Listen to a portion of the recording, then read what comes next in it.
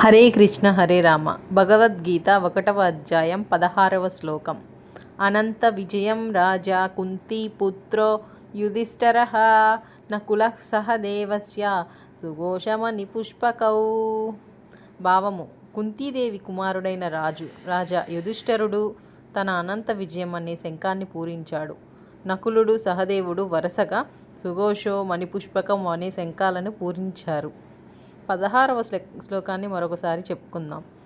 అనంత విజయం రాజా కుంతీపుత్రో యుధిష్ఠిరః నకులః సహదేవస్య సుఘోషమణి పుష్పకౌ. అనంత విజయం రాజా కుంతీపుత్రో యుధిష్ఠిరః నకులః సహదేవస్య సుఘోషమణి పుష్పకౌ. ఛానల్ని సబ్స్క్రైబ్ చేసుకోండి. జై శ్రీకృష్ణ.